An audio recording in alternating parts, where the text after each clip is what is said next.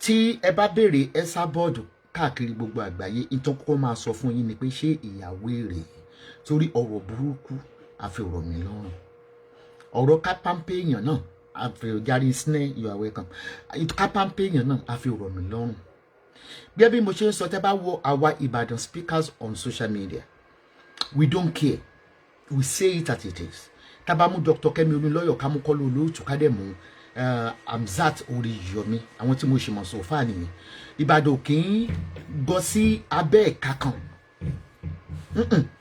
Ìbàdàn wọ́n ní awí koko kọ́ lọ́rọ̀ gbọ́tọ́ lọ́rọ̀ bá gbọ́ kí ni bàbá ọlọ́rọ̀ ó ṣe ní Ìbàdàn ń ṣerú ẹnì kankan àwa máa ń gún ẹṣin lọ kólé onílé ni kí ni onílé ó ṣe níbi tí o lè gbé ń jàre oníwọ̀n bí tá a bóòlù dìde Ìbàdàn tó gbólè tó gbọ̀lẹ̀.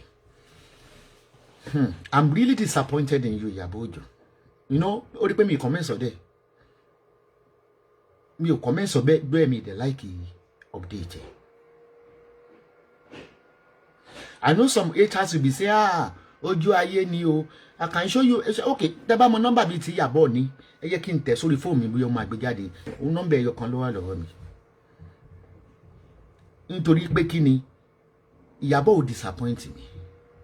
Human rights activist ni ẹ o máa ń jà fún ẹ̀tọ́ ènìyàn ni o kì í fẹ́ kí ìyà kó jẹ ènìyàn mo rí tí gbogbo wọn bring ọ̀rọ̀ bàbá Ìjẹ̀ṣà is a pedophile is tí gọ́ọ̀mẹ̀ntì Nàìjíríà ò bá rí evidence wọn ò ní jẹ́ẹ̀lì ẹ̀ rùmátà kẹrántì ok nígbà tí gbogbo wọn rántí ten protest lórí Tani Ọlọ́run tó ń arrest tó ní wọn fún níbí ṣé gọ́ọ̀mẹ̀ntì òṣìṣẹ́ wọn release ẹ̀ nobody tells the government what to do. But you are all being stupid by bringing Baba Ìjẹ̀ṣà. Bí ẹ bá ka news lásìkò gbàyè tí a blog. Baba Ìjẹ̀ṣà yàtọ̀ sí ọ̀rọ̀ Princess Comedy.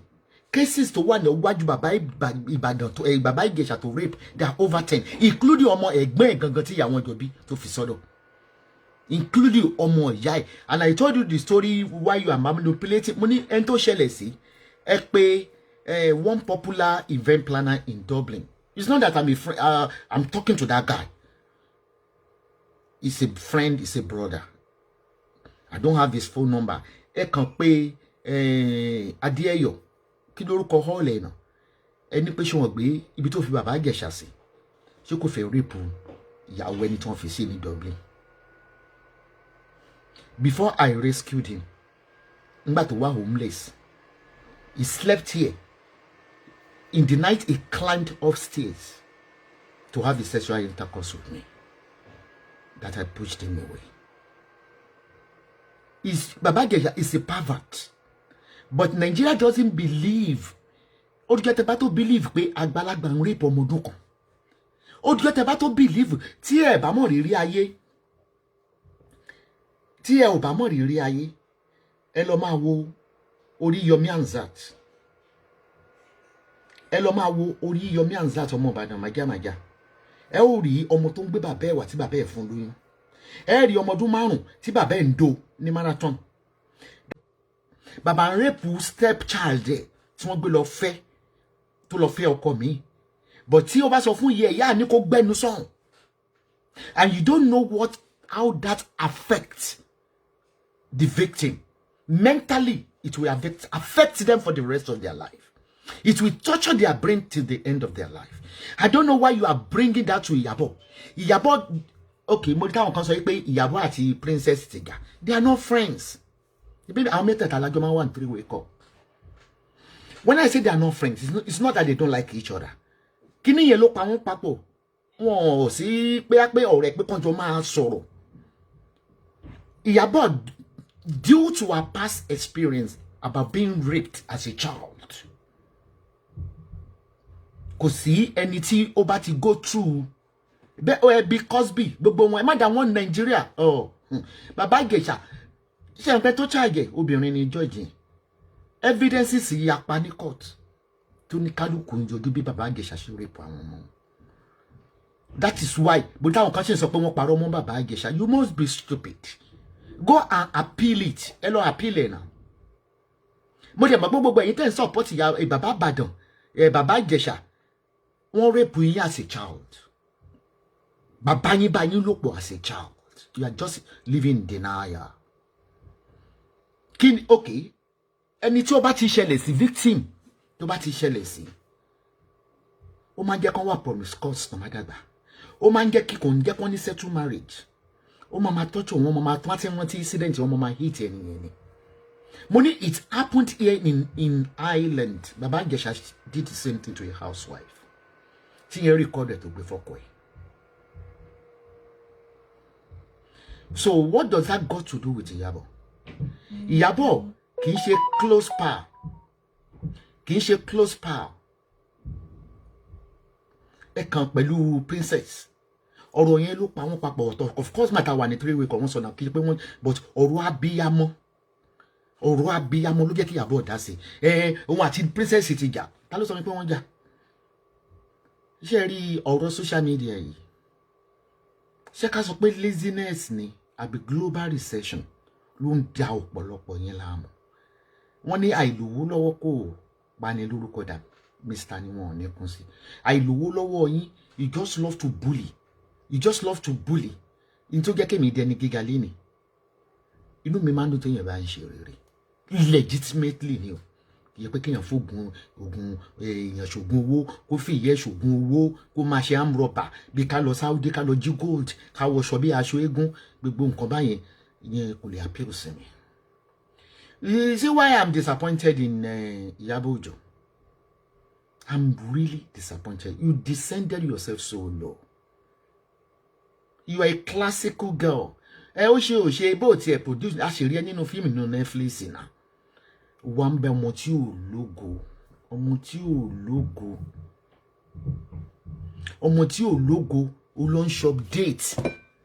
Nígbà tán wí, wọ́n nítorí mi ló ṣe jáde. Mo ti fi fóònù mi hàn yín so many times. Èmi àti Iyabo tó bá wá sórí WhatsApp mi. Ó wá ń ju àwọn content ẹ̀ lounge pé wọ́n ń ṣe club. I'm not the person tí èèyàn kan lè pè anyhow. All respect privacy mi. Mo respect privacy ẹ̀. Then mo sọ fún yín pé mo ti fi Bíbélì búra ní àná ní ìjẹta tí mo ṣe short. This another Bible, new Bible to be precise, wọ́n ti lò ẹni pé ṣó wà ní online lọ. Tí kan nínú àwọn Lollywood bá sọ̀rọ̀ anybody fún mi ní ìbàjẹ́ yàtọ̀ sí Lizzy Anjorin. Gbogbo ìgúnnú Bíbélì. Tẹ́ bá fẹ́ fi Bíbélì má máa ṣe báyìí àwùjẹ. Tọ́ máa ṣàṣìyàn náà àwùjẹ kí gbogbo ìgúnnú Bíbélì kò jẹ́ tèmi lọ́kùnrin wọn lóbìnrin. Gbogbo ojú pé ẹ̀ka sànmà ẹlẹ́mọ́mì mi ẹ̀ka lẹ́mà. WhatsApp ìbá tó fi hàn yín. Bàbá ọjà ṣì send mi ní skit ẹ̀ kan pé kí n bá wọn post. Tí n bá lọ sórí IG mi, wọ́n máa send iṣẹ́ wọn sí mi pé kí n bá wọn post. Kíkí tó ń kí mi kí n lè promote wọn for free. Kò sí kankan níwájú Jésù mẹ́ta lọ́kan. Tí Iyabo bá wá dẹ̀mí sí ẹni tó pè mí àti Iyabo ọ̀gbọ́n pọ̀tá fi sọ̀rọ̀. Ó ní ọ̀rọ̀ Bàbá Ìjẹ̀ṣà. Ó ní ọ̀rọ̀ Bàbá Ìjẹ̀ṣà. So it is upon what Kini Ojo ń sọ̀rọ̀. No. Wọ́n ní because princess comedy kì í sọ̀rọ̀. Ọmọ mi dáadáa ni pé ó rojọ́ kú. Tó bá ra wọn tẹ́ tó bá rí màmá ẹ̀ báyìí, ó máa ń feel relax lọ́wọ́ mi. Ọ̀rọ̀ ara experience ara ló dẹ̀ máa ń sọ. Bó ṣe wà ní UK yẹn, experience ara ló máa ń sọ. Ǹjọ́ tèmi ò bá ti níṣẹ́, mo máa ń gbé call princess comedy. Of course táyàn bá rí ọlọ́rọ̀ ẹ̀ ni, wọ́n ní èèyàn máa ń di sọ̀rọ̀ ni. Mi ò tí rí kankan. Kí ni antecedent Lizzy tó fi dé stage tàwa ẹ̀? Wọ́n ní pé ẹni tá bá sọ pé kó ṣe tó tí ò ṣe tó àbùkù ló máa ń kankan ẹ̀. It's not strange to any one of you, both on Instagram and on Facebook, how I fought our battle. Nígbà tó wá libel and defame Tóyìn Abraham. And it got to a stage, mo rí wípé àsìkò tó yẹ kí n máa dá customer lóhùn, gẹ́ yìí ò ní gẹ́kẹ́ sọ, ó lè rojọ́ 10 hours. I transfer her to other speakers because I don't have time. Ó máa sọ pé Iyabo Tóyìn ló ṣe lè. Okay, ó tó stage kan tí mo fi push away mo ní mú evidence bí Tóyìn gangan ti comment wa. You see, I had a show lórí Instagram báyẹn tí mo sọ pé ní evidence. Iyabo ṣe lè. She's paranoid because she has a chronic mental illness. Ẹ lọ Google tó ń pè ní paranoid. It's under mental illness. Everybody knows Iyabo she's a skit maker. If you Google Esabod'S, ẹ pa wọ́n yẹn máa mimic mi gan. Èyí tó wà ní wọ́n gbé information Lizzy wọlé bó ṣe jáde ní Saudi. Màá lo phone mi fún Instagram. gbogbo bó ṣe jalè ẹ̀rí bá ọlọ́pàá bó ṣe arrest pẹ̀lú handcuff pẹ̀lú àwọn fọ́tò tó yìí informant yẹn ló ń send information sí mi lọ́wọ́lọ́wọ́. So Instagram, I'll be back now, let me connect with this one. Màlẹ́fi ó ní that is routine. Informant kan fún wa ó show mi ní ó send picture kan sí mi ní ìjẹta nígbà tí wọ́n mú un ní Saudi táwọn doctor ń test gbogbo rẹ̀ gbogbo ẹ̀lẹ́ máa rí. Kírú Iyabo máa dárú yẹn lọ ọmọ tó pọ̀ lè parọ́ ní àìlà ní táwa gan fi pátì tá a dá ló mọ̀ ibi tí sọ́ di wèrè. Mo ní I'm really disappointed with Iyabo Ojo. Bí Iyabo Ojo bá jẹ́ kí n sọ fún ẹ no be them say Iyabo ra ilé sí Turkey. Èyí tẹ́ ń gbé ní Turkey bá lè ṣe ní bá ṣẹ́kà torí ìgbà tí mo lọ sí ọ̀dọ̀ ọ̀rẹ́ ẹ̀ kan ó tọ́ka pé ilé tí Iyabo ra ní Turkey wọ́n ti pé Lizzy wọ́n fún Nigeria lónìí Turkey láti ra lé you buy it cash down. Area tó rà sí gan kì í ṣe ẹsẹ yọtì kì í ṣe àwọn ẹsẹ yọtì tí mo ra lé sí no ẹsẹ yọtì tí mo ra lé sí yẹn ìlú àwọn àdúgbò àwọn japajapa àwọn tó máa ń ṣiṣẹ́ just like mi mọ local area kan tí mo lè pè ní Ìbàdàn mo lè fi wé ẹsẹ mi mọ Èkó ẹsẹ yọtì yẹn dàbí Dùgbẹ̀ Gbági you get it. Àwọn ilé tèmi rà sí ẹsẹ yọtì ilé méjèèjì tí mo ní ẹsẹ yọtì ní bẹ̀lẹ̀ dísùlù wa. Bàṣẹ ó yẹ kẹ́ ẹ ti mọ̀ ibẹ̀ nílé ẹ̀ wà kọ́ńdò nílé tó rà. Ẹni tí èmi lọ kí ní àdúgbò bẹ́ẹ̀ ìkan nínú àwọn ọmọ mi tó ní club ní Turkey ni òun ló sọ ẹgbẹ́ ní mọ́mí ṣe mọ̀ pé níbo òun ni Iyabo Ojo ó ní ilé ẹ̀ nìyí. But I'm more regret wípé Iyabo ṣe update for. Everybody knows that Sherry and you really Facebook because of due to your polo okay, due to your depression, due to your profession, ó ti wá blind in jealousy. Ṣé gbé ti gbàgbé pé kì í ṣe gbogbo ala máa lówó láyé ṣá. Kí tẹ́ gbà kádàrá pé tẹ́ bá ní ko mo yin olówó láyé. Tẹ́ kan máa attack àwọn èèyàn. Ẹ wá gbogbo àwọn tó ń tẹ̀lé Lizzy àtàwọn tó wà nílùú òyìnbó. Kò sí kan tó lè jáde pé ìwé ilé tó ń ra rí. Àfi kó máa lọ ní nílé kó máa kúnlẹ̀ kan láwọn dúpẹ́ lọ́wọ́ Ọlọ́run ẹ ní ríwé o nílé onílé àwọn bọ̀rọ̀ post. So mo wà disappointed tẹ́ pé Iyabo ó lọ́mọ lẹ́yìn àwọn tó pọ̀ lẹ́yìn ẹ̀ bí àwọn Titans ni. Ṣé tó yẹ Abraham ò mọ̀ pé Iyabo ẹ pé Lizzy ṣì ń bully òun up to date ṣé mọ̀ pé lówe ni iná gínígẹ́ni kò ń dárúkọ bí tó ó bẹ̀rù kóòtù gan ẹ rí pé kò gánú ayé.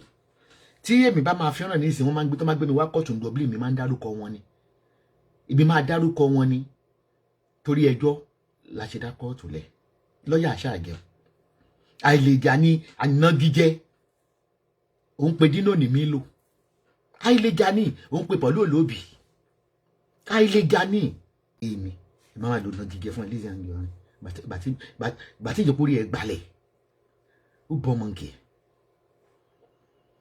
Ẹ jẹ́ ká wo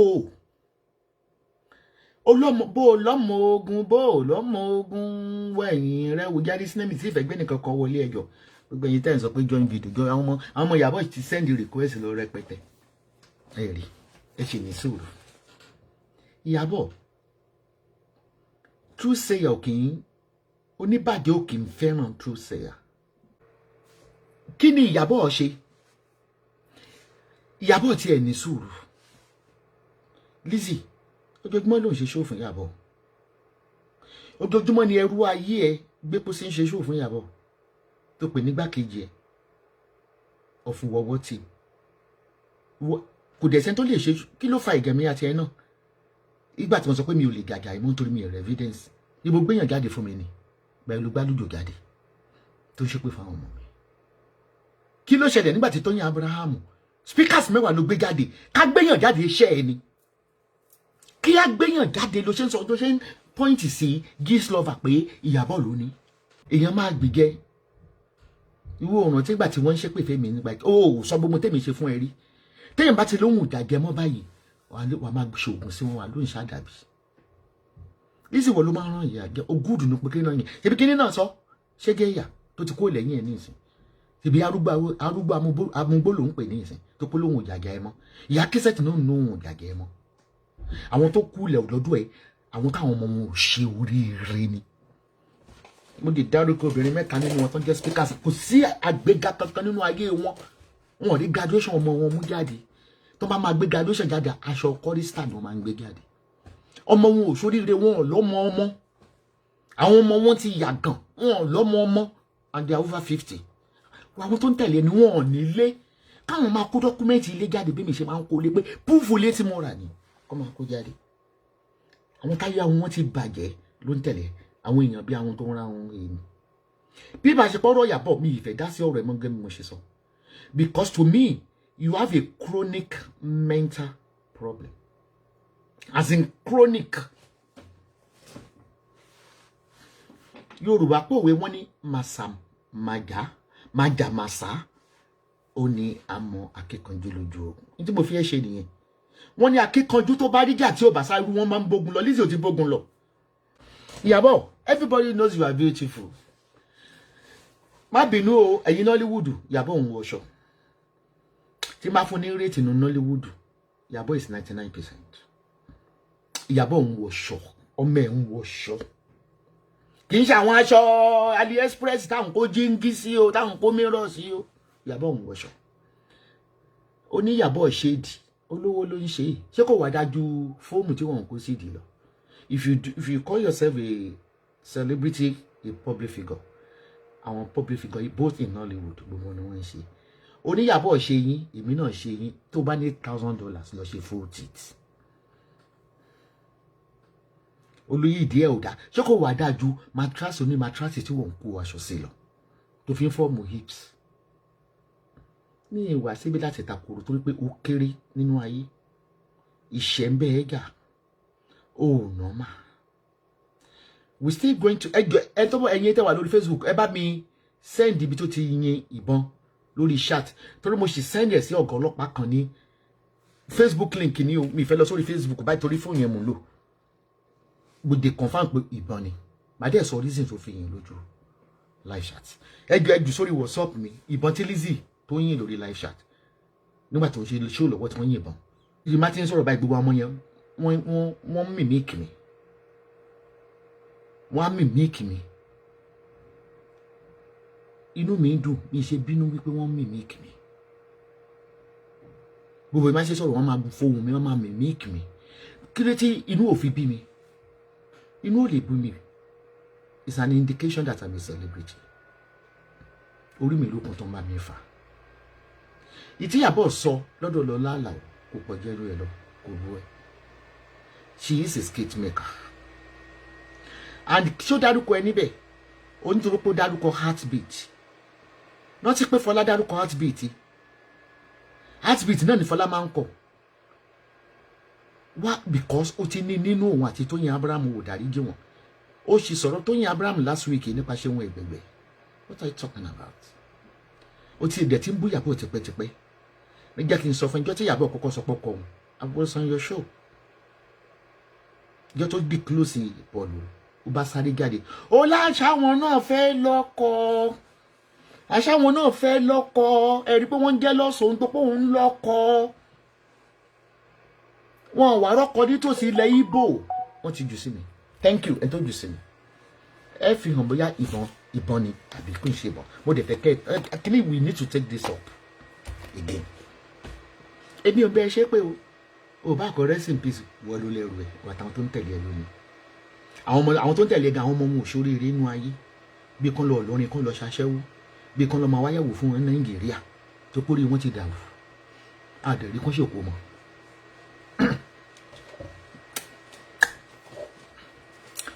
Kò yé yín ó ti ń bú tipẹ́tipẹ́ ìṣòro pé tí Iyabo di ni ó wá ní àṣẹ Iyabo òun wẹ̀ lórí Facebook. Jẹ́ kí n bí ẹ léèrè báwo ni wọ́n ṣe máa wá lórí Facebook Instagram speaker ni ẹ báwo ló ṣe lórí Facebook ní 2019 tó o bá jẹ́ kó ti mọ gbogbo àwọn speakers táwa ń bẹ̀ tó dẹ̀ contact gbogbo wa tọwọ́ sí Iyabo Tóyìn Abraham. Má tàn rẹ̀ ta ló sọ pé tó pọ́n wà ní Instagram yóò lè sí lórí Facebook ṣé babaláku ẹ ìwọ ọmọ tó ní bàbá yìí tí ẹ kú sí ológiri àlàpà ṣé bàbá ẹ ló ní social media ni ọmọ tó ní social media ò tó ọ lójú orí tọ́lá sọ pé tó bá wà lórí Instagram ò gbọ́dọ̀ lórí Facebook àbí kí ni tó ń sọ ṣe ni pé wà lórí Facebook and so fucking what is there any limitation is there any restriction of course o kéde wọn lè sí lórí Facebook kéde wọn lè sí lórí Facebook tẹ́lẹ̀ tó ká ṣe wọ́n ń wòyìn lórí Facebook why tó o bá fẹ́ kí wọ́n rí ẹ lórí Facebook kéde tó privatize kó fi ṣàtẹ̀ sí private or friends only kí máa jà ní ìsepọ̀ tá mi ń wò mí ìbí mi mo fi sí public kí ló tí wọ́n lè wò mí tí n bá ṣe ọyàn lẹ̀ tó ń bá crop ẹ̀ wàhálà mi lè gbé wọn lọ ilé ẹjọ́ ṣe bí mi mo ṣọ́yàn mi lẹ̀ kí lèmi náà ṣọ́yàn lẹ̀ fún kí ló dé tèmi náà jẹ́ kí nípù mi yọ fún kí wọ́n máa bú wọn wípé wọ́n ti gbé ibi tọ́yàn bí mi mo fúnra mi mo ṣí nípù mi lẹ̀ pẹ̀lú pé mo fẹ́ ṣoge oní crossbar Fọlá Tinubu nípù mi sì hàn tí màá fẹ́ kọ́ rí nípù màá fi sí friends only ìjẹ̀bi ló ń jà wọ́n lórí burúkú ọmọ àkúdá àyà yìí mo ti bẹ̀rẹ̀ pé mo ní mi ní bú ẹ ìjẹ̀bi wọ́n ti ṣépè ìjà fún ẹ wọ́n ti ṣépè ìjà inú ìjà yẹn ló dé máa kú sí Lizzy Anjorin people are fed up of you on social media wọ́n wú ẹ̀ láwòsùn kún owó tó yẹ kó máa fi gé wọn tó máa fi ra viewers o kàn sọ̀rọ̀ lọ́fẹ̀ẹ́ lórí social media láì gba kọ́bọ̀ láì gba star Iyabo Ojo ọ̀dọ̀ lọ́la là o in tó bí ẹ nínú gan ò tí ì jẹ́wọ́ ni kì í ṣe pé nítorí pé ó sọ pé torí pé ó dárúkọ Fọlá Tinubu ṣé o rántí nígbà tí wọ́n dáwó fún Fọlá Tinubu tí Larishu village tó fún Lọlá Tinubu tó fún Fọlá Tinubu ní 200,000 naira kò mà sí èpè tó ṣe fún Larit ó ní Larit ló ń gbé Fọlá Tinubu àti dọ̀kánsì jáde tó ń pè ní ké ọmọ yẹn ò fẹ́ rí mí ẹ̀ láàtàn mo dé bẹ̀yìn Nollywood ẹ jọ̀ọ́ nítorí Ọlọ́run ẹ fọ́ ọmọ yẹn ní slot nínú Nollywood ọmọ yẹn beautiful ọmọ yẹn Ọlọ́run sọ pé àsìkò tó borí ojú ẹ jọ̀ọ́ Nollywood lóun fẹ́ máa ṣe mo bẹ̀ yín ọmọ yìí ò ní kú sí orí ìrìn ẹ bá mi fún Fọlá Tinubu ní slot nínú fíìmù ó tún máa promote fíìmù yín haters ni ó kọ́kọ́ wò ó dàbí pé kẹfì mi sínú fíìmù ní ìsìn wọ́n máa bẹ̀ wá ṣe pé o ọtí torí mi wọ́n ṣe lọ wò Fọlá Tinubu ó ti yóò wọ Netflix o so tẹ́ bá fẹ́ àdírẹ́sì Fọlá Tinubu actress Lọlá Tinubu ni actress Fọlá Tinubu torí kò ti ṣorí rotu Iyabo Ojo torí Iyabo Ojo number 1 ìjà tó kọ́kọ́ ń bá àjà tó fi ń bú lójoojúmọ́ nítorí pé kí ni ó jẹ́ ọ̀rẹ́ sí Tóyìn Abraham torí ó jẹ́ ọ̀rẹ́ sí Tóyìn Abraham nígbà tó tún wá máa gún ẹ lọ́bẹ ó ní ṣé kì í ṣe brat Fọlá Tinubu tà ní ìsìn ó ní heartbeat ẹ jọ ẹ lọ wo show tí Fọlá Tinubu ṣe ní a month 2 months ago kí ló fi title kìíní ẹ heartbeat báwo ló ṣe jọ heartbeat ni wọ́n ń jẹ́ ni ó rí pé wọ́n ti farapamọ́ jẹ́ ẹ́ níyà wọ́n ti tàka kó máa ṣiṣẹ́ tí ń bà fún ẹ lésì kò sí babaláku gbogbo ẹ̀yin olóhùn tẹpẹ́rẹ́ ayé ní blog speakers àtẹ ìkége ẹ̀yin ìbìgìbìgì ọ̀ràn kò sí ètò tó mímú ẹ jẹ́ ká fi achievement with paper ẹ jẹ́ ká jọ fi post ẹ̀yin olórí burúkú orí ò gbadé ọrùn ò gbalẹ̀kẹ̀ àwọn náà bí queen Lizzy ó lógo Iyabo Ojo ẹ nǹkan méjì ló bí ẹ nínú tọmọ yẹn fi ṣe Iyabo sọ pé ẹni tó fẹ́ sun jẹ ní Iyabo ó ti fi Iyabo rọ́pò Tóyìn Abraham torí wọn bí ìyá láyé èrè kò ṣe ṣòfò Tóyìn Abraham tó gbé lọ sí court wọ́n dẹ̀ mú ẹnu ẹ̀ wọ́n ràn pa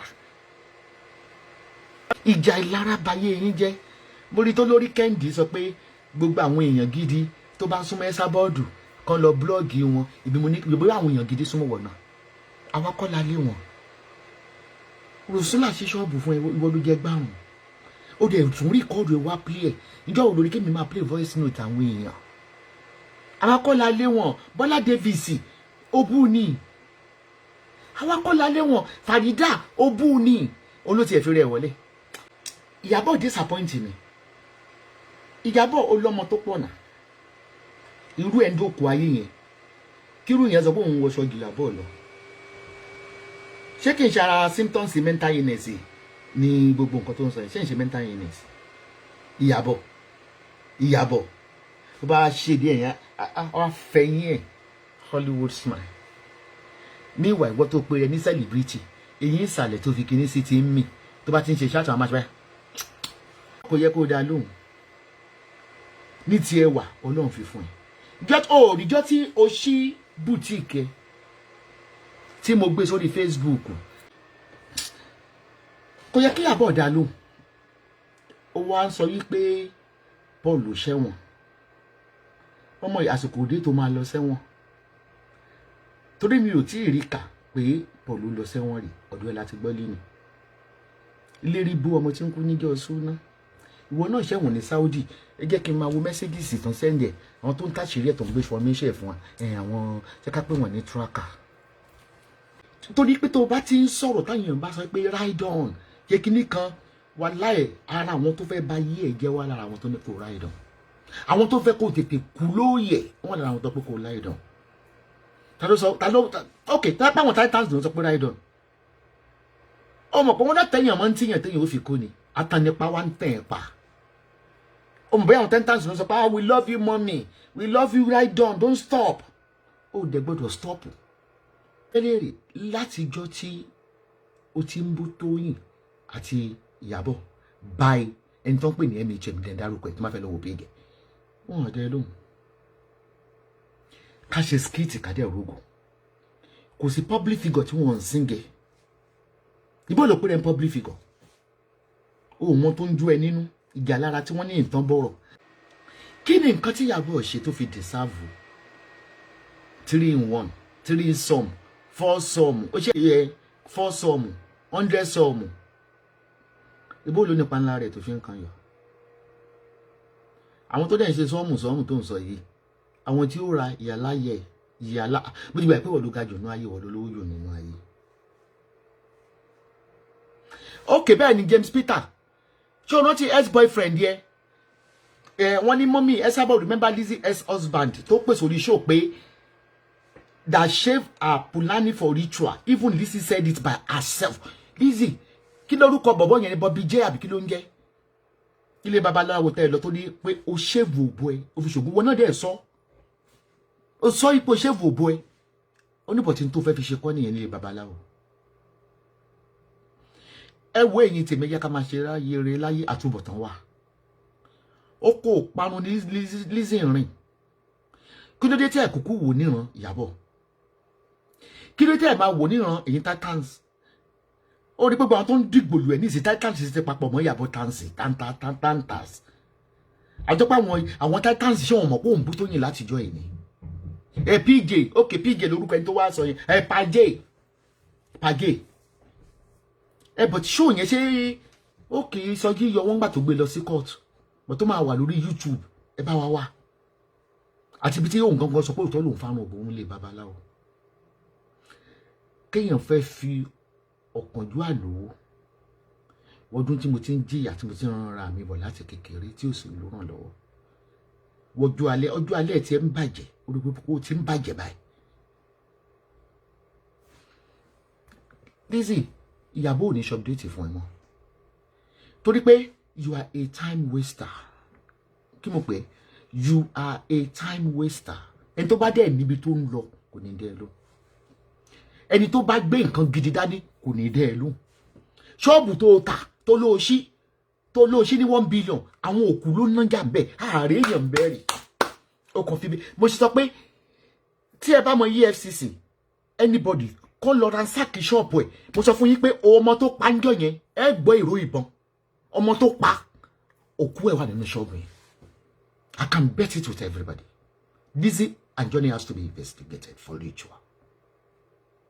Torí ẹ̀yin ọlọ́pàá lẹ́yìn òbòwò ló fún yín ògùn ló lò fún yín gbogbo yín la send the video yẹn sí Nàìjíríà you all confirm that ìró ìbọn ni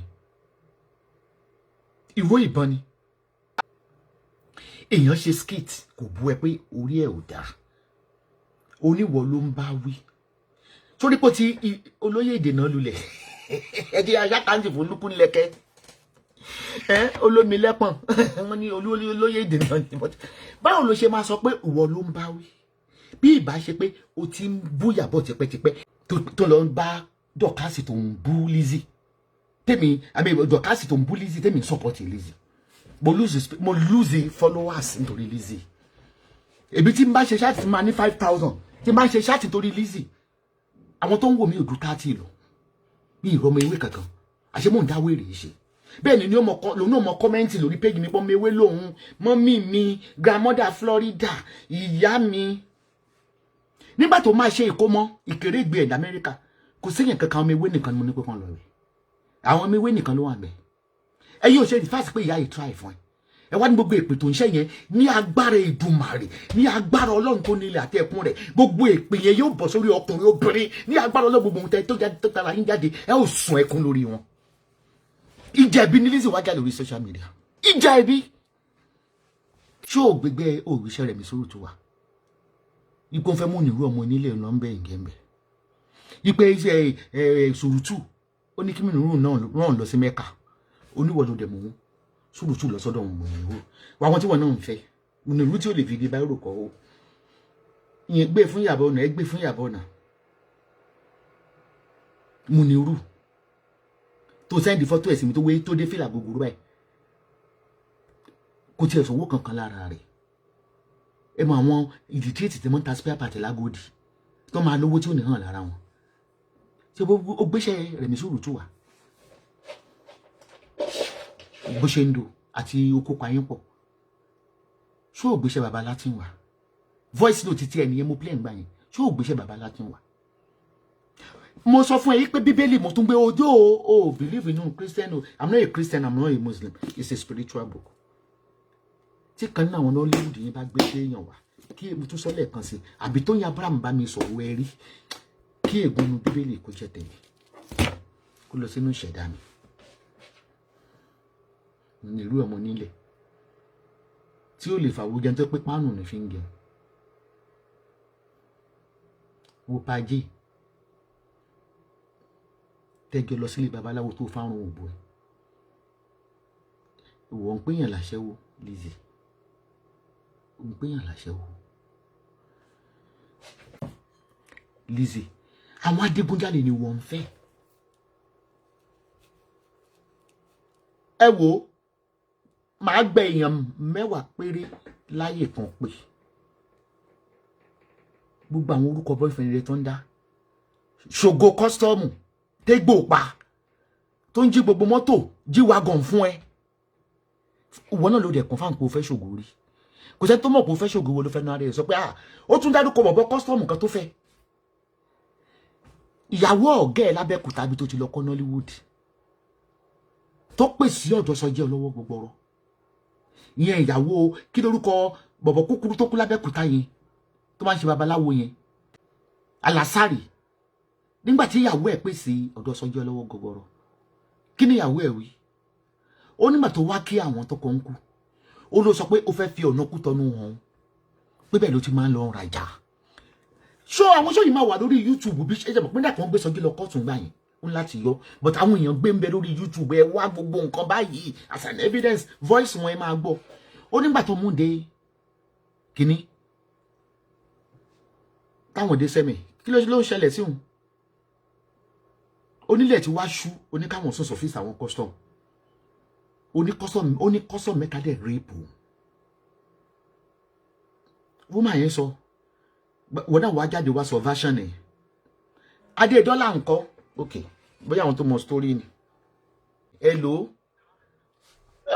ẹ kálẹ́ mo fẹ́ dá fẹ́tò ni wọ́n gbọ́ yín ọ̀rọ̀ Lizzy confam ni kan tẹ́mi fẹ́ sọ fún yín story burúkú tí olórí burúkú Lizzy Anjorin tó bá bí ìyá ẹ̀dá kó gbójú síta ọ̀rọ̀ tí mo sọ yìí kó wá dìbọn kẹ̀ Lizzy wá sí Amẹ́ríkà ó dẹ̀ wá sílé married man yẹn dẹ̀ parọ́ fún ìyàwó ẹ̀ pé àbúrò ni Lizzy jẹ́ fóun I swear to Almighty God mo mọ story dáadáa ni tó ń pèyàn kan ní olóbò latrine lélẹ́yìí Lizzy olórí burúkú yìí ó ń pèyàn kan ní aṣẹ́wó.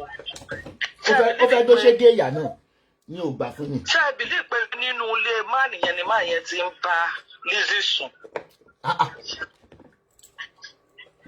Ṣé ní Amẹ́ríkà ètò lòun lọ bímọ àbí bífọ́ kò tó lọ bímọ? Bẹ́ẹ̀ ni mo sọ fún yín, ó fẹ́ kó tó lọ bí wọn kó tó wá bímọ ni. Pàtó yìí máa ń wá tó wá ń ṣaṣẹ́wó tó wá ń gbéṣẹ́. Married man ni máa yẹn dẹ̀ present Lizzy sí ìyàwó ẹ̀. Ìyàwó ilé ẹ̀ bí àbúrò. Lizzy dẹ̀ ń gbénú ilé wọn, ó dẹ̀ ń dó máa nìyẹn. Gbogbo àwọn ọ̀rẹ́ máa yẹn ló mọ̀. Mo mọ̀ pé ó dóyàn kan pa ní South Africa tí wọ́n pè ń gbà yẹn. Eléyìí ní New York ni ló ti dó bọ̀bọ̀ ní New York ló ti dó bọ̀bọ̀ yìí. Gbogbo èèyàn ló mọ̀, gbogbo àwọn ọ̀rẹ́ bọ̀bọ̀ yẹn ló mọ̀ pòǹdò. Ìyàwó à ń pè ẹnìkan lólóbó òpómò. Ó wá ń pè ẹ̀kan lólóbó aṣẹ́wó. Nǹkan tó wá dùn èmi tó kàn èmi ni pé gbogbo àwọn tó wá ń gbéṣẹ́ fún màmá, gbogbo àwọn kọ́sọ́mà màmá tó wá ń gbéṣẹ́ pé kí ló kàn wọ́n. Kò lè ṣoríire ni. Nǹkan rẹ̀ jìnnà sí ni bí ń pa ni. Ṣé àwọn náà kó bára jẹ ni? Tó bá wà lórí ètò yìí kó máa gbọ́ èmi bí èèyàn kan, mo ti ra aṣọ pàtí ẹ̀ tó ló fẹ́ ṣe ní Oriental yẹn. A dẹ̀ pọ̀ tá a ra aṣọ yẹn, a fẹ́ lọ bẹ̀ live.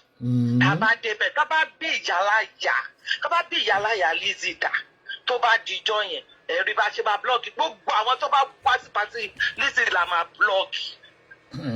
Gbogbo àwọn tó ń bọ̀ tó ń wọṣọ la máa blọ́ọ̀gì. Kán gbójú wọn síta kán wà lẹ́yìn ẹ̀. Kí wọ́n wá. Ṣọ́rọ̀ pò ń lẹ́nu ni ẹnu tó níyẹn kájọ kẹsẹ̀ bọ̀. Òun náà máa mọ̀, á bá wa ń lé. Ó ní the beating gan. Mo mọ̀ pé ìmọ̀ bọ́ síta fún analysis tó bá yá kó tún bọ́ síta. Mi ń sọ fún yín pé gbogbo àpò tá a ti ra aṣọ àwa gan rẹ́dì. Meanwhile ẹ̀yìn náà lè máa sọ pé ride on tí ó mọ̀. Bẹ́ẹ̀ ni àwa gan rẹ́dì. Ọba yẹn gan tí ó mọ̀ ọmọ ọgọ́ mọ̀ pé òun náà mọ̀ pé òun ti ṣe èèyàn fi jẹ ọba, ó ti kẹran mérò. Tó bá lọ yọ ìwà láàmì yẹn. Ó máa lẹ́yìn lẹ́sìn bí pé tó bá fẹ́ fèèyàn joyè á wò bóyá wèrè ni àdábù jíjà bí. Ó mọ̀ wọ́n jọ ń fún èèyàn ṣoògùn owó ni. Tábàdà wa sọ fún wípé wèrè lélẹ́yìí bá fi joyè. Wọ́n pè yẹn ló pè wọ́n pè. Lizzy joyè àwọn èèyàn tún sọ fún ọba kan tún sọ fún ó wá ń kíláta ó bọ́ síta ó púrùfù fún wa pé ọba aládé pálí ni ọba tó fẹ́ fòun joyè. Ọládé olóhùn òun. Immediately tó délé ló sọ pé ló bọ́ sórí program lórí chat ló ní nǹkan tó ń fẹ́ sọ ni wípé ọba tó jẹ́ ẹni tó ní pé kó tó fòun joyè ọba tó fòun joyè ọba gidi ló fòun joyè kò dẹ̀ lè sọ̀rọ̀ báyẹn torí pé idiot ni màmá ó jẹ́ ká mọ̀ pé idiot lẹni tó sọ̀rọ̀ àsọ̀bá o ẹnu Lizzy gbọ́rọ̀.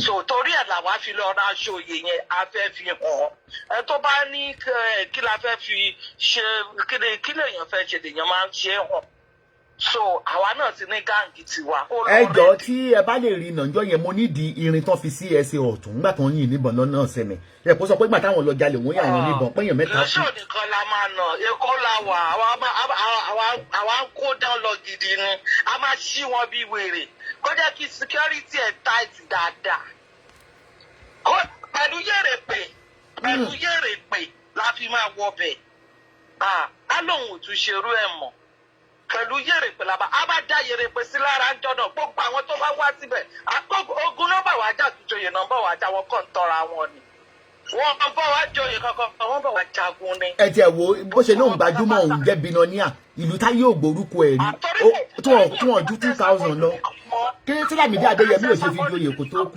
Ìjà yìí ti dìjà ó ti dìjà gbòòrò ó ti sọ dìjà gbòòrò gbogbo àwọn tó súnmọ́ màmá gbogbo wọn ló ń ta sí so àwa náà ti rẹ́ẹ̀dì fún. Tó bá bí wọn re kó dárúkọ PS kó dẹ̀ dárúkọ Lábànjí kó dárúkọ àwọn tí mò ń polówó fún táwọn gan ti rẹ́ẹ̀dì ẹ̀. àwa rẹ́ẹ̀dì o àwa dún rẹ́ẹ̀dì ẹ̀. Ẹ wo ọjọ́ tí ó yìnbọn ìjọ tí ó yìnbọn ni but ká tó lọ síbi tó yìnbọn ẹ jẹ́ ká gbọ́ information ìgbà tó gbégbá náà lọ sí Saudi Arabia. Our voice note. Evening Mark. Lizzy called into Zoom today. Lizzy called into Zoom today, ma. So they had given me authority to release the document. Okay, ẹ jẹ́ ká gbọ́. Any voice note, video or text message to my implicate me, there must be more missing. Anyway, can I talk now, house? Can I talk? Because this permission from is because of the head.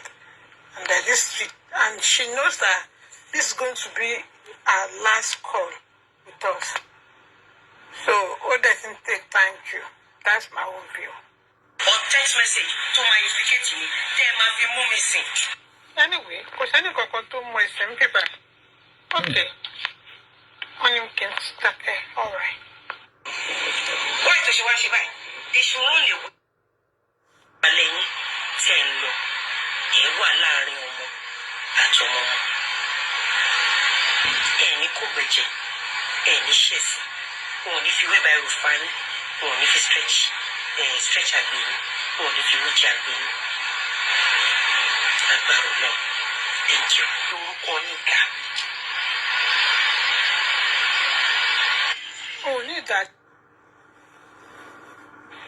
Only that to share anything. That's the Kohutka. Chakro Loyaku. Mark me one. Oh yeah. Get the mark me one. Oh yeah. Get the fuck off. Bubadra Oshito and she Kowa. Do you get it?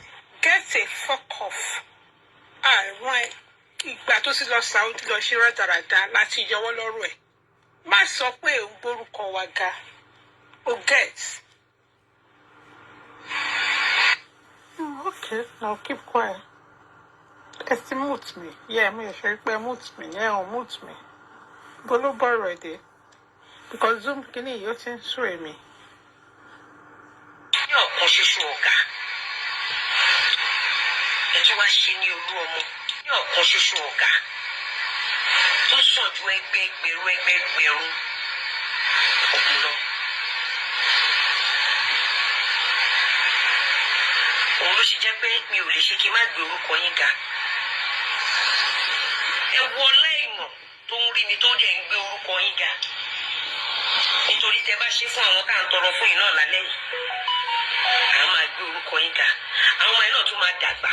Wọ́n máa gbé orúkọ yín ga. And this is the last time. You know, I've been posting, I've been talking since. So, please, enough of all this, Lizzy.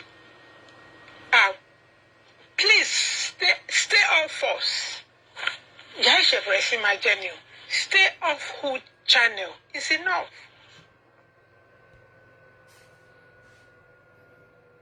You are ex-lion in this group. Can you shut up?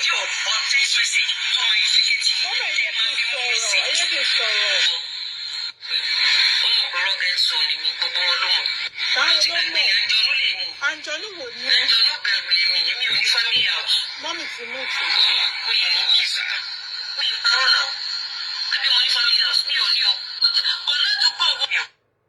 I think Zoom in my on fire today. Hood laugh out. Wood in my on fire today. This is what Lara mo.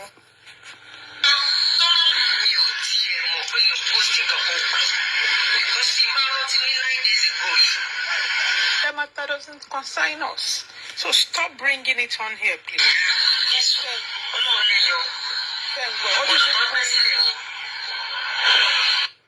Any I didn't know here. With the authority, nobody's in charge anymore. Can call authority. But we are going to release the Saudi issue and your bank visa and everything. That's it. That's the final. Back to the house. La four. Good night to Dalada.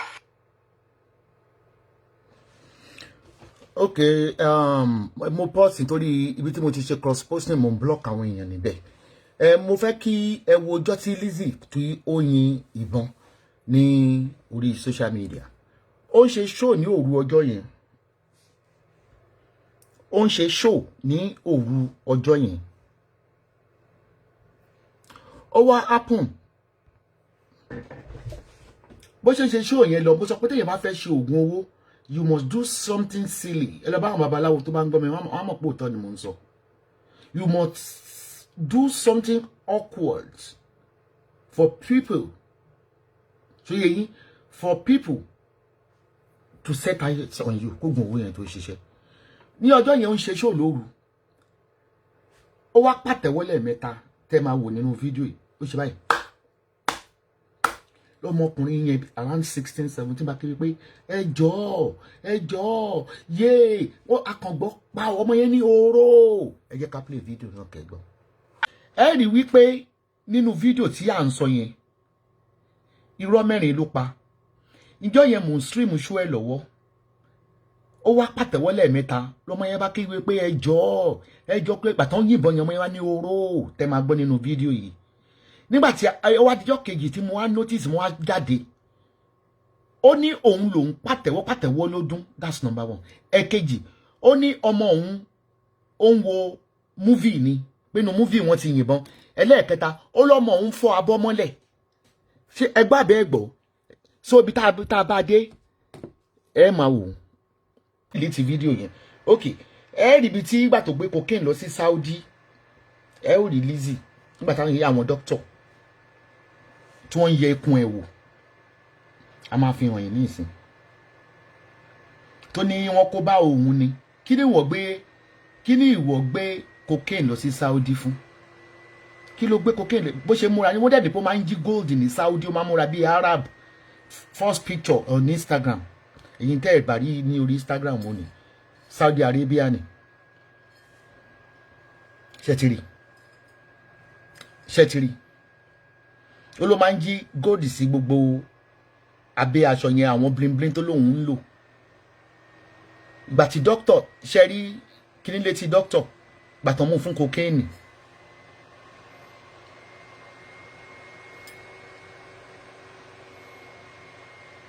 òun àti ọkùnrin tọ́jọ́ ń dóra wọn ní Gambia nìyí tọ́jọ́ pàfọ́ọ̀mù ájì lọ́dún kan. ok wọ́n ti send it to social media. Ọlọ́run máa máa pè ẹ́ wòlíì máa máa pè ẹ́ Esabod.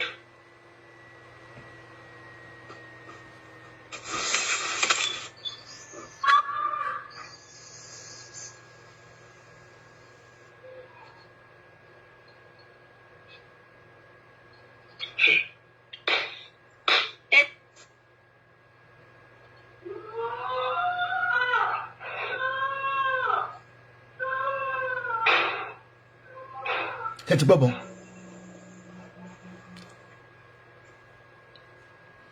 a lè jẹ́ kí kéèsì kó dáì dáhùn ṣe mọ̀ pé guilty conscience. Ọlọ́run máa pè ẹ́ wòlíì máa máa pè ẹ́ Esabod. àtẹ̀wọ́ yẹn ló fi ṣe signal ẹ máa rí.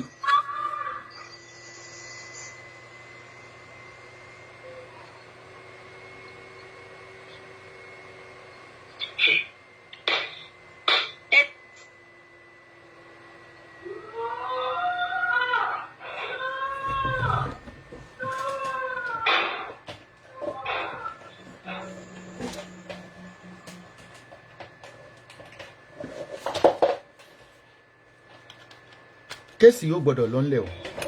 Ọlọ́run máa máa pè ẹ́ wòlíì máa máa pè ẹ́ Esabod.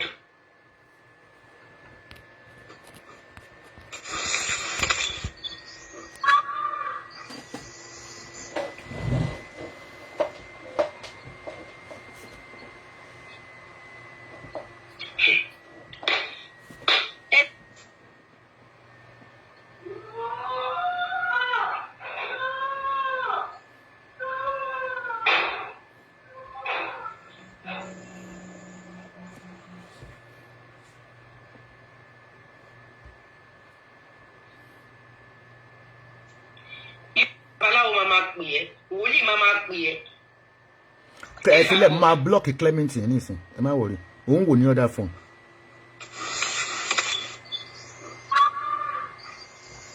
o ti block ẹ.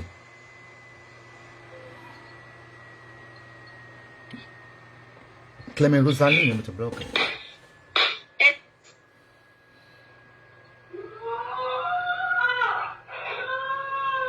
No.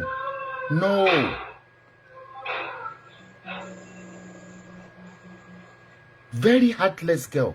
Okay. Ẹ wá jẹ́ ká wá padà sí tí mo kọ́kọ́ play yẹn. Kí ló tó wá deny ẹ̀? Tí ò bá ṣe kíní yẹn, kí ló deny ẹ̀ fún? Kí ló ń justify pé ọmọ ló ń sunkún? Kí ló pọ̀ sọ pé ọmọ fọ́ nǹkan mọ́lẹ̀ ni? Mo fẹ́ kẹ́ ẹ ti bi pẹlẹbẹ kẹ́ ẹ gbàyẹ ló wá jáde. Bàtà ká. Èmi ni mo fi ọwọ́ pàtẹ́wọ́. Esabod dẹ̀ gé. A few minutes later. Kúlẹ̀ ti rí àtẹ́wọ́ tí mo pa yẹn. A few minutes later. Ṣé ìpọ́wọ́ mi mo fi pàtẹ́wọ́? Ẹ wo, wọ́n kọ̀ tiẹ̀. A few minutes later. Ibo ní Esabod ti rí àtẹ́wọ́ tó ń pa yẹn. Tó ní àtẹ́wọ́ yẹn mo fi fún wọn ní sound. Ngbà tó ti ń ṣe no tí ogbọ́n ti ń ṣe no. Bí o mọ nǹkan tó ń ṣe, tèmi ni pé mi ò gbọ́ gbé. A few minutes later. Èèyàn jọ mo ti ń ṣe show, ẹ ti ń gbọ́ ẹjọ́. Even eléyìí tó ṣe ń sìn, ọba ló fọ́ gíláàsì. Nísìn, ẹ máa gbọ́ o. Nínú ilé, gbogbo ilẹ̀. A few minutes later. Ọmọ mi, bébì mi ló ń fi nǹkan ṣeré. Bí mo ṣe kọ́kọ́ dúró, mo wò pé ṣé ó máa ké. Tẹ bá rí pé lánàá, bí mo ṣe gbọ́ gbà, mo kọ́kọ́ dúró, mo wá lọ bẹ̀. Ẹ má worry, mo ń block wọn. Mo ń block wọn, ẹ má worry. Nǹkan tó mú mi dúró báyìí ni Kí pé lẹ ẹ máa bright yẹn mo ti block ẹ má mo rí worry. pé kò ké, mo continue. Gbogbo fóònù mo tàn sílẹ̀. Minutes later. Tèmi ni pé mi ò gbọ́ igbe. Tí n bá gbọ́ igbe, màá dìde. Ṣé tún ti gbọ́? Bóyá ń wo fíìmù ni o, because wọ́n pọ̀ ń bẹ̀. Tẹ bá notice mi, ẹ rí i pé àwọn èèyàn máa ń wà pẹ̀lú mi. Àná tí mo ṣe live show ní kitchen, tẹ bá notice mi, àìmọye àwọn ọmọ pọ̀. Àìmọye ṣé mo pé nígbà míì wà tí ọmọọṣẹ́ mi bá ń sunkún, ẹ máa rò pé ọba ni. Ọmọọṣẹ́ mi tó bá mi ṣiṣẹ́ tó bá ń sunkún, ọ̀pọ̀lọpọ̀ yìí ti máa ṣe live chat, ẹ máa rò pé ọba ni. Kò dẹ́ ń ṣọba. So must I come online and be telling you pé ọmọ báyìí, èèyàn báyìí wà lọ́dọ̀ mi. Ngbà tẹ́mi ti rí tó ti ṣe gbogbo tó ṣe tí mi ò gbọ́ kankan, tó yẹ pé mo gbọ́ ẹkún, màá dìde. Tí bá gbọ́ ẹkún, màá dìde. Èmi ò gbọ́ ẹkún tèmi. A few minutes later. Ó dẹ̀ mọ̀ pọ́ mọ́. Ọmọ mi, bébì mi ló ń fi nǹkan ṣeré. Bí mo ṣe kọ́kọ́ dúró, mo wò pé ṣé ó máa ké. Tẹ bá rí pé lánàá, bí mo ṣe gbọ́ gbà, mo kọ́kọ́ dúró, mo wá lọ bẹ̀, mo rí pé ó ti ń ké, mo gbé. Nǹkan tó mú mi dúró báyìí ni pé mo kọ́kọ́ wò pé ṣé ó máa ké, mo rí pé kò ké, mo continue. Bàbá yìí máa bá yé yín jẹ́ Ọlọ́run, both physically and spiritually. Ẹ ṣe show yín without mentioning Esabod. Kí ló dé, kí ló wá bá mi fún? Lizzy should be arrested. Kí mi dùn pé àwọn warrior yẹn sọ pé ṣèbí wọ́n ló lọ bá Esabod. Okay, ẹ̀yin wá bí ara yín léèrè wípé kí pàtó mọ̀ pé kì í ṣe ìbọn. Ṣé rí gbogbo oríṣi irọ́ mẹ́rin tó pa? Ó ní ọba ló pariwo lákọ̀ọ́kọ́. Ṣé ohun tí ẹ gbọ́ yẹn jọ ohun bébì? Ẹ jẹ́ n padà sórí YouTube yẹn kẹ́ ẹ gbọ́ dáadáa. Ṣé ohun tẹ́ gbọ́ yẹn jọ ohun ọmọ? That's number one. Number two, ó lóun lòun pàtẹ́wọ́, ó tún padà wá ó lóun kọ́ lóun tún pàtẹ́wọ́. Ṣé ẹ̀ ń dè? Ṣé ẹ̀ ń dè? Torí kéèsì a lè gbàgbé ẹ̀. Tó bá ti lọ fi òbòjú lẹ̀, ìyẹn ò bá fi gbogbo abẹ́jú lẹ̀, kéèsì ọ̀ǹtì tí àwọn ọlọ́pàá bá ṣe nǹkan kan lórí ẹ̀. Aláwo máa máa pè é. Ẹgbẹ́ ohun ọmọdún kan.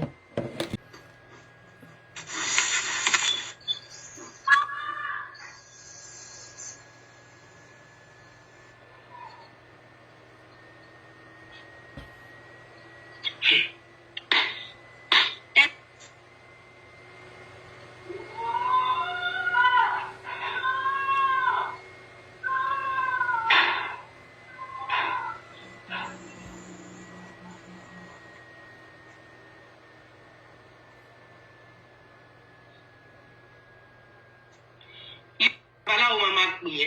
Wòlíì máa. Hello, ma. Ẹ káalẹ́ o. Yeah, evening. Yeah, hello, ma. Ẹ pẹ̀lẹ́. Dr. Sharma. Yeah. Ẹ fẹ́ dá sọ́rọ̀ tó wà nílẹ̀ yìí. I think she's been, ma. Okay. Wọ́n ń gbọ́ yín. Hello, everyone. Firstly, mo jáde nítorí I call her IB. That is Iyabo. And Lizzy, I think you should understand better now. And voice to see Mama play lekon. For those who doesn't understand, it's like a group call on Zoom call. Only voice notes here. Where she was praying, pleading for help. Because oh yeah, my mama tini mo send her on see Mama Lale. Because this is called Bimo, and she keep lying, pon lo Bimo. You don't see me see Bomo Dani. She mo send her saying. Okay, màá fi hàn nísìn. Ìgbà bí tọ́mọ yẹn ti lóyún gan, wọ́n ti send ẹ̀ sí wa. Lizzy kọ́ ló bí ọmọ. Lizzy is like the only problem I'm having with you is you like to manipulate a lot. The only thing tó ní láì gí ẹ̀ tí mo mọ̀ pé ní tó ṣùọ̀ ní èpè àti gbogbo nǹkan tó jẹ́ kó fi ní manners ebú ló fi kọ́. Because o ti gbé garage ṣé mo kí story yẹn ẹ mọ story yẹn láti lè where we picked up from. Ẹ mọ èyí tó ti sun garage kiri. O náà sọ bẹ́ẹ̀. Gbogbo kò lọ yunifásitì ẹni kó mú rìsọ́ọ̀tì ẹ̀ jáde kò lọ yunifásitì kankan. A máa fowó jóná mà ní. A máa fi owó jóná gidigidi mà ní. Later tó tún ṣe tá a tún gbé sókè. Your story is so dirty. It's just I'm so tired tonight. Ọlá mo máa fún ní everything ní pàtì Saudi yẹn. Gbogbo visa ban ẹ̀, passport ban ẹ̀, birth certificate tí Rósìmí fi bímọ. Torí ẹ̀ mo ti send bí tí Rósìmí. Ìgbà tí wọ́n ń ṣe kíní ọmọ, where was she? Tó ń ṣe kíni? Ṣé tó bá bímọ kọ́nà máa gbé? Ìgbà tí wọ́n ń tẹ kí wọ́n máa ń pe court tó máa ń ṣe fún ọmọ. Ṣé bí ìyá ọmọ ló jẹ́ kó wà níbẹ̀? Ó ṣe jẹ́ pé Rósìmí ló wà níbẹ̀ nígbà tí wọ́n ṣe court ọmọ. It was another hospital you used the video for. It was another hospital Rósìmí bímọ sí. Ó máa ní ìwọ lówó mi ìrìnjọ́ tó lọ sí Amẹ́ríkà tó yẹ pé ó dá gbé pé ó wà tó Scott. Even ìgbà tí ó lọ tí Rósìmí bímọ ó Scott ọ̀dọ̀ àwọn èèyàn ni náà. Olówó òótọ́ lè. Ó ẹ bàtà gbé. Tó o tó bá ń compare ìwọ àti Ìyábọ̀ papọ̀ báwo lè ṣe jọra wọn? Kò yé mi o. Gbogbo àwọn tí wọ́n fẹ́ ọba ayé wọn jẹ́ pátápátá tí wọ́n dìde mọ́. Gbogbo àwọn tó fẹ́ gbogbo àwọn tó jẹ́ ex ẹ̀ kò sí kankan tó dìde tí wọ́n lè tọ́ka sí wípé ayé wọn ṣe dáadáa. Tó bá lè sọ pé Ìyábọ̀ dúélé gbogbo àwọn tí Ìyábọ̀ tó bá fẹ́ irú obìnrin ló fẹ́ yàn náà tó ti má rì sílé ni. Orí ẹ̀ ló burú. Wọ́n ṣe ìyàwó fún Ìyábọ̀ ìwọ gbé ọkọ sínú lẹ́yìn náà. Ó dájú débi the question is gbogbo nǹkan tó ń ṣẹlẹ̀ yìí tá à ń sọ nípa ọ̀rọ̀ Saudi kí ló tó ń fi ọ̀rọ̀ Ìyábọ̀ fẹ́ cover mọ́lẹ̀. You think you are smart. Ó gbé ọ̀rọ̀ Saudi síta. Why you don't talk about the Saudi issue? Why are you talking about Iyabo issue here? Báwo ló ṣe papọ̀? Wọ́n do. Òun ò ṣàmúrọ̀bà ó sọ pé ó gbé kokéènì rí. Wọ́n challenge nípa nǹkan tó ṣẹlẹ̀ ní Saudi. Kò dẹ̀ lọ ẹ̀wọ̀n rí. Wọ́n lọ ẹ̀wọ̀n. Oh, reply the whole world nípa nǹkan tó gbé jáde ní Saudi. Kí ni nǹkan tó máa ń fi ẹ̀há ṣe ní Saudi? To extend to the whole world. The interrogation in Saudi, you fail to extend to the whole world. Ó rí pé like nínú Zoom lánàá, ó rí pé mi gbà fún ẹ. Bí mọ́mí ṣe mute me out, that's I'm coming back in. You are the lion. You should have the tracker. And you are ex-lion. Tójú ò ti pa tó ti ń ṣẹ̀ sí, ò lè wá kó deafness ẹ bá wa. Sọ̀rọ̀ kí ló kọ̀ ọ̀rọ̀ Ìyábọ̀ nú ọ̀rọ̀ Saudi tó wà nílẹ̀? We are talking of a Saudi issue. Bó lè gbá títóyìn, o lè mú ọ̀rọ̀ Saudi kó lọ kọ́ sórí Google story ẹ̀. Ìpè ó tiẹ̀ tún dárúkọ tó yìn sínú Wikipedia yẹn pé kó bá mi ò bí ẹ̀ ṣe ń kọ Wikipedia báyìí. Tí ò bá wà importance ẹ̀, why ti lọ kọ sí Google? Why you cannot tell the whole world about it on your live chat? Why tí o lè sọ sórí live chat ẹ̀ tó jẹ́ wípé Google ló lọ gbé sí tí ò bá kẹ́ lára? Why do you go ahead to go and pay people and write it for you on Google? That is self-writing Google something. Oh, they are testifying Google story. Ó ti ní òun ò lè dáríjì iye Tóyìn ó ní because òun ló kó bá òun nígbà tó ń gbé cocaine ní Saudi. Bóyá wọ́n jọ wà ńbẹ̀ ìgbà tó ń lòdù kó cocaine. Àwọn èèyàn ní pé kó show NYSC ibi tó ti serve. Lizzy ìṣòbọ̀ pé ló lọ sí Asu University Osu University gbogbo ẹ̀ ló lọ. Wọ́n ní kì í ṣe aṣọ tó lọ yáwọ̀.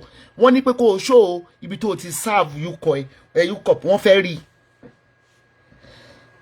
Ẹ máa sọ̀rọ̀ lọ. You know, they're talking about Saudi issue here. Why do you feel Iyabo Saudi mole? The Saudi issue is everywhere. You even put it on your Google. Why you don't sit down and analyze about Saudi issue and what happened in Saudi?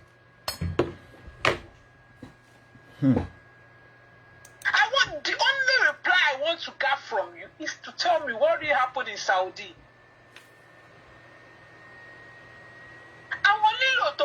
Yesterday I told them, me, I'm going to release it. I don't know you're suffering, God. I said, I will release it. Stop deceiving people. Oh, couldn't it be because I want you more share because they share more. Ẹ̀jẹ̀ tọmọ tó yìnbọn fún ti yà ní wèrè ló ṣe ń ṣe wọ́nranwọ̀nran kiri. So bó ṣe wà yẹn ẹ̀sìn tó máa ṣe ti the hands nìyẹn ó tún fẹ́ ṣe òye lọ yáwó ní bank. To oppress who? To oppress who? To oppress who? Who do you want to oppress? To lọ yáwó?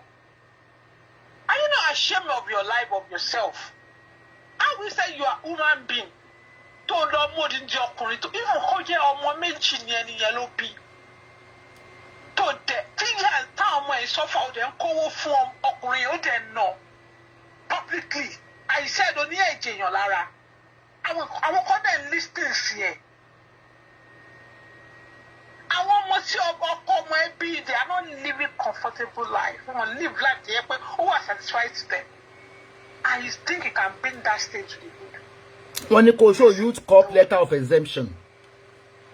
I don't know why people doesn't think and you call gold fake sorrow.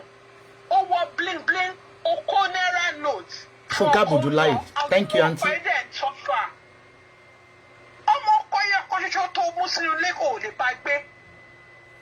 Wọ́n dẹ̀ náwó níwájú eléré.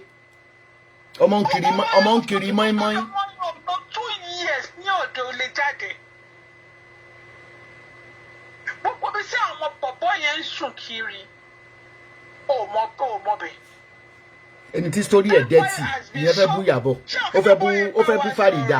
Olówó bámbàm. Ṣé àkíbọ̀ bọ̀ yẹn bá wa sọ̀rọ̀ tí mo send play voice note. I think ó wà lọ́wọ́ Star Girl so. Àtìgbà tó sì padà dé láti kìíní ló ti yí kádàrá bọ̀bọ̀ yẹn padà. The man is not himself. He can't think on his own.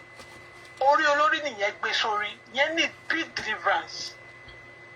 And I don't know what his family on his own are doing. I'm not sure. I'm not sure. Nǹkan tèmi mọ̀ ní láì ṣe ìlú tó yẹ pé share other countries. Obìnrin ní Nàìjíríà kọ́ ló ń ṣèyàwó. Ó gbé ọkùnrin sínú ilé nìyẹn fine. You mind your own shit. Ìwọ́n tẹ́ pé story ò dáa, láìpẹ́ ò dáa, ìgbésẹ̀ ayé ò dáa. Wọ́n àti wọ́n fẹ́ máa lo story Ìyábọ̀ láti trend ọ̀rọ̀ Saudi tá a fẹ́ gbé jáde. You think I'm stupid? You think I'm stupid? Even though I'm not in the hood again, you are shocked I was back. You'll be shocked I was back. You were shocked yesterday I was back. You never knew I'll be on the Zoom. Motherfucker. The only thing I want to hear from you and the whole world wants to hear from you, what happened in Saudi? Lizzy, why are you dressing in that way in Saudi? Oh no, Fenyo. Lati, is a Gambian man. Lusama. Ogbamano sin finance before. Ṣàrúgbẹ́ mi fẹ́ ní kẹ́ má ṣojú guy man náà. Tó fi bàbẹ̀ jẹ́ kó síbi tó wọ́n máa bàbẹ̀ jẹ́ ni. Ó máa dábẹ̀rù ni. Ó máa tú gbogbo ẹ̀ka ni. Mi tí ìrìbí tó bu ẹ̀ sí tó ní túká. Ó náà lọ ṣe tíátà ó túká. Ó wọnú live family mi òtúká ó wọ Aláàfin Palace òtúká ó wọ New Hood òtúká. So now say jack shit irrelevant. Ó wà ní àwọn ní Facebook bloggers òtúwọ̀ká. Tell me unity tó wà. Ó má rí ilé ọkọ ó dá ilé ọkọ yẹn rú. Ìgbà tẹ́ni ìwà pẹ̀lú Fọlá ó sì rán ọmọ tó kù náà. Onísìn kò rí ó sọ pé onífẹ̀ẹ́ ọkọ dẹ̀ mọ́ kọ́kọ́ yẹn ó ti ní àwọn ìyàwó méjì mẹ́ta why tó lọ fake láti bá ṣe legal marriage tó bá yẹ pé ò fẹ́ snatch man náà. Àbí o olóòtú níyàwó méjì tẹ́lẹ̀ ẹ máa gbọ́rọ̀ bùnrún. If truly ó fẹ́ dalé ẹ̀rú ó fẹ́ balé ẹ̀jẹ̀ why tó máa lọ gbé Muslim tó ti níyàwó tó ti nọ́mọ rẹ̀ pẹ́sẹ́. Wọ́n yẹn sìn ọlọ́mọ ìgbà táwọn ọmọ ẹ̀ ti fojú relax gbogbo àwọn èèyàn ló wà lọ́lídìí all over the world. Àwọn ọmọ yóò rí bàbá wọn ò mọ̀ pẹ́lẹ́dà ọmọ yẹn gan láì ìpè tó ń ṣe gan láì gbé ṣe pẹ́lẹ́dà ọmọ yẹn ti ń ṣe ìpè fún ẹ. Ẹ má wọrí gbogbo àwọn tó ń play show yẹn mú mọ̀ wọn ẹ má lè sọ fún mi má wo wọ́n lójú wọn bí wọn rí kọ́ má delete tó má ṣe tán. Gbogbo àwọn òwe ẹni tó jẹ́ ń gbé kiri dídú ìdẹ́ ló bá ń yọ street mouth. Ọlọ́run fún ní kálukú ní gift ẹ̀ some people are smooth street talkers. But you're supposed to use it positively. I know this is not the time I'm going to call for Lukman. You should know me, I will deliver. You like when I'm talking, you like to like picture me oh this is don't sorrow more later you never knew I'll be so stable on media. Why is it that when I have to question? Ó gbé photo yín jáde pé òun mọ̀ yín pa wọ́n jọ ṣe kékeré nígbà yẹn. Alright, later ko mo ke ma padà charge. Ó bí a tó ń bá so padà wá lẹ́yìn tó ń bá wá bẹ̀bẹ̀. And she never knew I stood. I stood because of what she did that time. And when people call on me to talk, I have to come out and talk. Gẹ́gẹ́ bí ẹ ṣe jọ dàgbà yẹn ṣé ẹ mọ̀ pé iṣẹ́ adigunjalè ló ń ṣe. The story of Lizzy, for those people that doesn't know, Lizzy was rescued by my dad when he went on a mission. The mission of 5 people. Níbẹ̀ ni bàbá tó ọmọ tó gbé dání yẹn ló kú sí. Jagunmi has been working for people. Ta ló ń jẹ́ Jagunmi? Jonathan gangan lórúkọ ẹ̀, but nickname is Jagunmi. Àti ẹ̀gbọ́n pé wọ́n lòun ló bí Rótìmí, ta ni ìyá Rótìmí? God bless you. Ìyá Rótìmí jẹ́ ẹni tó jẹ́ wípé ó ń date Jonathan nígbà yẹn ó lóyún ìgbà ọmọ kékeré ni ìgbà tó fẹ́ bí ọmọ yẹn ó kú. Ẹ̀wọ̀n bí Lizzy ṣe máa ń ṣe ojú ayé pépépépé. All because nǹkan tó ń rí jẹ nígbà yẹn wọ́n máa ló gbé mọ́tò wọ industry ó ṣe báyìí wọ industry bó ló ti rówó. Ó sì máa wọ pé wèrè ni màmá ẹ̀ ní. I know your story, you should know that. So wèrè gidi ni màmá tó bí.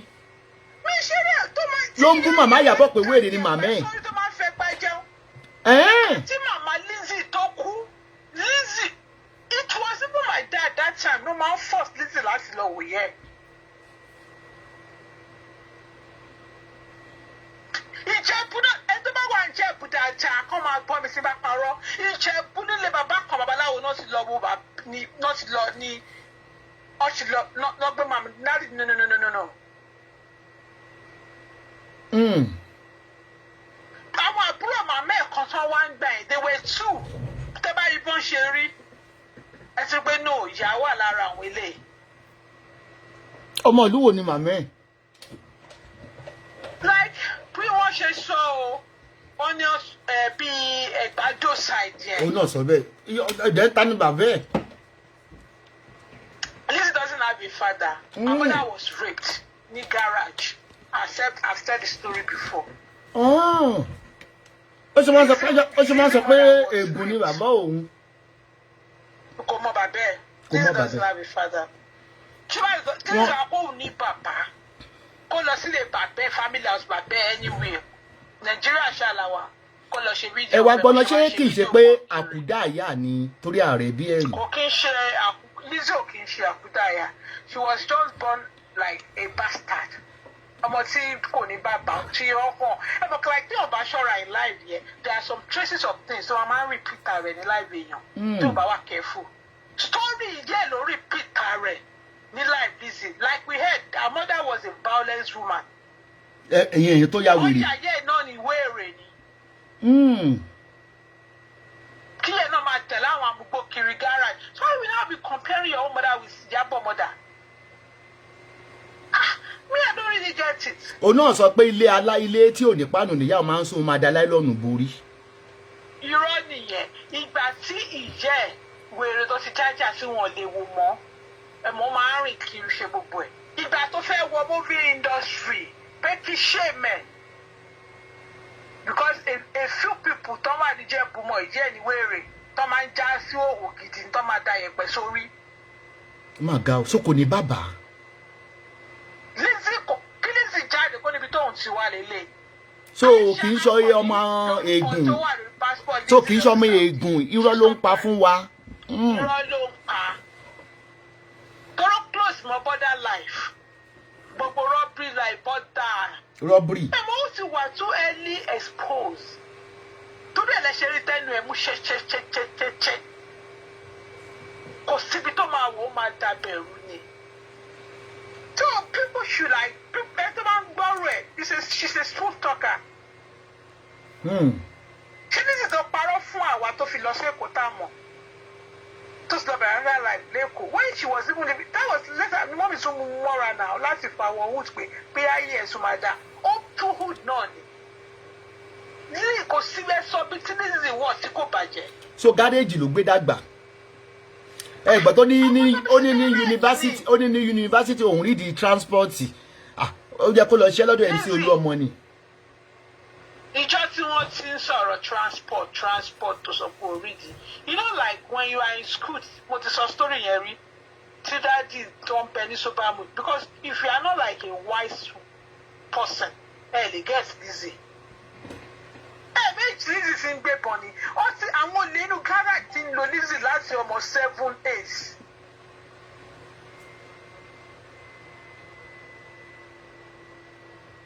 So gbogbo ẹni tí Lizzy bá close mọ́, they were just using her. Ó parọ́ kú. So ẹni tó bá ń gbọ́ rẹ̀ irọ́ ni. To me, some people, I'm so sorry. I don't know why I don't watch her show. She knows. I told her yesterday when we were on Zoom. No, watch it. Because it's like people that doesn't know is the one that they will be listening to you. Lizzy name red by Thomas or the white. Instead of my white. So clear down your this stuff around one. Why the family fear or yabo cover or Saudi sile? This Saudi issue has been on ground. And settle it once and for all. Let people know who you are. First show you long ya will show you. Life can go with the balance more. All those jack shit you are saying on Zoom yesterday can't change anything. You are gone forever. You both feel bad one, two feel Dawood. Lizzy bá ń yí nǹkan fún yín báyìí. Ṣé àmọ̀ pé níjọ́ kan tí mo kọ́kọ́ wo àti tó yìnbá tó bẹ̀rẹ̀ ìjà yẹn? Ó dẹ̀ ń sọ fún wa ní who that time. Ó ní ẹ máa wo bèbí yẹn. Ó tún sọ ní live. Mo ní why we go and say such a thing lórí live? Ó ní àtóyìn tẹ́rí yẹn wípé òun máa ń ṣe fíìmù. Tóun ò ṣe wá ń pè sí fíìmù, ó máa ń dùn. Ó máa ń ṣe kinní kan fún un. Ó ní torí pé òun kì í gbé fíìmù fún òun pé Tóyìn Abraham sí fíìmù ló ṣe ń bá òun jà ó sọ lẹ́nijọ́ mẹ́ta yìí. Nǹkan tó sọ fún nǹkan tó sọ lẹ́nijọ́ mẹ́ta yìí again. Ó ní nǹkan tí old video lèmi sọ yóò gbà tó kọ́ jáde fún Tóyìn. That was 2019 that she said this. And I said that, why will you say that? And now come and see that lady now. She's a quiet millionaire, buying houses, doing well for herself. And tó lè bá ọmọ ọkọ ẹ̀ gbé kò sí nǹkan tí ò lè endure. Ìwọ tí ò lè bá ọmọ ọkọ ẹ̀ gbé ló wá fẹ́ wá endure àwọn èèyàn kan ní orí media. And some stupid people are following you, deceiving you. Àwọn táyé wọn ti bàjẹ́ náà ni àwọn tó ń gbé lóyìnbó tá a mọ̀ ní wọn ò ṣoríire ilé ayé ọmọ wọn ò ṣoríire pẹ̀lú. Tí máa ń báyàn ṣe láàrin 2 years tí mi bá ní positive life, what's the sense pé mo ń bolówó ṣe? What is it? Ó ní Tóyìn ló rán Iyabo síta. Tóyìn àwì tó nísìnyí ṣe mọ̀ pọ́rọ̀ wà Tóyìn kì í ṣe ọ̀rọ̀ àwọn lawyer bribe kò mọ̀ pé Tóyìn jẹ́ ambassador fún UN. Ìyẹn fẹ́ drag lọ United Nations ní mo sọ ilé ẹ̀ court mi. Mi ò ṣe lè dárúkọ ẹ̀ mọ́. Ṣọlá Tóyìn wà ó ṣọ̀kẹ́. Kò mọ̀ pé level Tóyìn ti change. Ẹ mọ̀ pé àwọn tó ń tẹ̀lé yẹn wọ́n rò pò lówó lọ́wọ́ pé kán ráwọn ọmọ wọn mọ̀ pé Lizzy ò ní nǹkan kan àtúbọ̀tán àwọn ẹ̀jẹ̀ ni ò jẹ́ kó ṣoríire kò lè ṣoríire bó ṣe wà yẹn bó ṣe máa bá a kú nìyẹn. Then they were asking you, Lizzy, why is it that it's over 4 years with travel? Ọmọ ẹ wà l'Amẹ́ríkà ó lọ́wọ́ láti ọjọ́ ẹ̀. Ọmọ yẹn tún ẹ̀ṣẹ̀ bímọ mi. Ẹ rí pé ọmọ yẹn bímọ ní 2 months ago. Ìgbà yẹn ni Lizzy jáde ní 3 months ago ní 4 months ago. Tóyìn wọn lòun lóyún. Ó tún fẹ́ lọ díbọ́ láti gbọ́mọ mi. Ó ṣe máa fi ọmọ ti ewé Ìyábọ̀. Àwọn ọmọ Ìyábọ̀ ń ṣoríire. Ọmọ ti sí Lizzy ó ní olówó wà òkè. Owó tó ní sí ọmọ ọlọ́mọ tí ó jẹ́ pé applicate tó máa ń lẹ̀ sórí àga ni. Ṣé o ti rí? Tí máa lẹ̀ sí bíbá yìí ní ìsìn. Ó máa dàbí blinbin ni. Ṣé o ti rí? Tí máa lẹ̀ sáré ògiri ní ìsìn. Applicate tó máa ń lẹ̀ tó máa ń rò pé furniture ẹ̀ kìíní kan. Fake life. Everything about you is fake. Ọmọ yẹn suffer. Ó ti silent ọmọ yẹn. And yesterday, nítorí mi bá yìí tán, I rí pé mo send picture ọmọ yẹn lálẹ́. I will send her voice notes as well. You are living a bad life. Àwọn kan dẹ̀ ń jẹ́ you wọ́n listen wọ́n tẹ̀lé. Ṣé ni tí yóò tún ayé ọmọ ẹ̀ ṣe? Ọmọ ẹbẹ̀ ẹgbẹ́ ní. Èpè tó ń ṣẹ́ fọmọ lọ́mọ. Ṣó yẹ yín èpè tó ń ṣẹ́ fọmọ lọ́mọ ṣe bẹ́ẹ̀ rí àrí ìkẹ́ náà. Ṣe bẹ́ẹ̀ rí condition àrí ìkẹ́. Ṣé mo kí ẹni tí ó bá sì believe pé Lizzy wà fetish too now, ó tan rẹ̀ ni. Ẹni tó ṣoògùn lórí social media.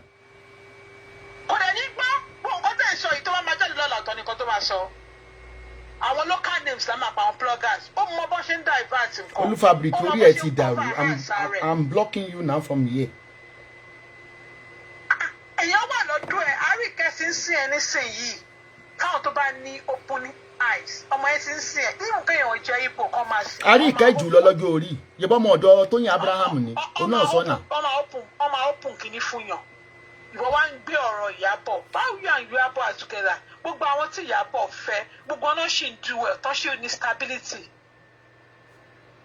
Ìyábọ̀ dẹ̀ ní òkè owó gbọ́ Yorùbá kó sọ English ó di wàhálà fún ẹ. A graduate man ni. Gbogbo àwọn epo garage gbogbo àwọn rast life ló ṣì ń gbé kéèpù kó búyàn. Ó mọ bó ṣe ń fi pencil wéèyàn ó mọ bó ṣe ń fi bàtà wéèyàn. Those are the things you are good in. Ó dẹ̀ mọ bó ṣe ń live very big fake life. Stop deceiving people. Kí ló dé? Ìwọ tó tọ́jú ọmọ bíbí inú ẹ̀ ìwọ tó jẹ́ ọmọ bíbí inú ẹ̀ bẹ́ẹ̀ gbélé tì ló sọ pé òun groom àwọn kan ó sọ pé òun tì ó fẹ́ form hood ó wá ń pa àwọn ẹni warrior àwọn ọmọ tó jẹ́ pé ó kàn ń báyé wọn jẹ́. Madam.